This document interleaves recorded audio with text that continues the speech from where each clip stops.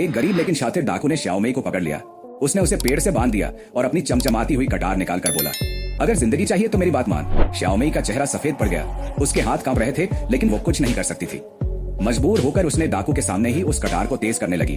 उसी वक्त दूर से आंटी सुसन ने यह सब देखा और जोर जोर से चिल्लाई, शर्म करो, इंसानियत बेच दी क्या तुम लोगों ने। उनकी डांट सुनकर कुछ डाकू पीछे हटे। मौका देखकर सुसन ने श्याओमेई को छुड़ा लिया। श्याओमेई रोती हुई उनके पैरों से लिपट गई। पर तभी किस्मत ने फिर करवट ली।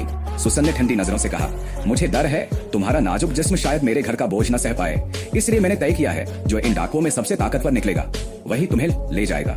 श्याओमेई के पैरों तले जमीन खिसक गई। डाकू अब एक दूसरे पर टूट पड़े। खून की बौछार के बीच श्याओमेई किसी तरह वहां से भाग निकली। जंगल के रास्ते वह गिरते पड़ते आगे बढ़ी। तभी उसकी नजर एक पेंटर पर पड़ी, एक अजनबी जो कैनवास पर सूरज की आखिरी किरणें उतार रहा था। उसने जब श्याओमेई को देखा तो जैसे उसकी रचना में जान आ गई। बेहोश पड़ी श्याओमेई को वह अपने घर ले आया। जब वो होश में आई तो खुद को एक स्टूडियो में पाया। आसपास रंग, ब्रश और अधूरी पेंटिंग्स थी। डरी हुई श्याओमेई को यकीन नहीं हुआ कि कोई बिना मतलब उसकी मदद क्यों करेगा। पेंटर बोला, डरो मत, मैं तुम्हें कोई नुकसान नहीं पहुंचाऊंगा, बस मेरे लिए एक मॉडल बन जाओ। श्याओमेई ने पहले इनकार किया, फिर सोचकर रह गई, शायद यही मेरी नई शुरुआत हो। दिन बीतते गए। पेंटर उसे स्वादिष्ट खाना खिलाता, ख्याल रखता और उसकी मुस्कान को अपने कैनवास पर उतारता। धीरे धीरे श्याओमेई का दिल इस शख्स के लिए धड़कने लगा। लेकिन हर सुख का अंत होता है। पुलिस उसकी तलाश में वहां पहुंच गई। श्याओमेई फिर बाहर निकली और इस बार उसकी मंजिल थी पहाड़ों के उस पार। वहां उसकी मुलाकात एक अमीर और रहस्यमय रईस से हुई।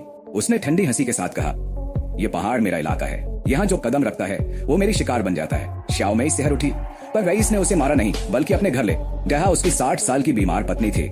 श्याओमेई को नौकरानी बना दिया गया। कुछ महीनों में दोनों के बीच अजीब सी दोस्ती हो गई। पर एक रात वही रईस चुपके से उसके पास आया और बोला, मेरी मदद करो, ये देखो बस एक थैली जहर की है, अगर ये औरत मर गई तो मैं आजाद हो जाऊंगा। श्याओमेई के पैरों से जैसे जान निकल गई। वो ये गुनाह नहीं कर सकती थी। अगले दिन उसने सारा सच अपने ससुर को बता दिया। ससुर ने पहले बात पर यकीन नहीं किया, पर आजमाने के लिए जहर कुत्ते को खिला दिया। कुत्ता वहीं तड़प कर मर गया। ससुर की आंखों से वीडियो अच्छा लगा तो लाइक एंड सब्सक्राइब।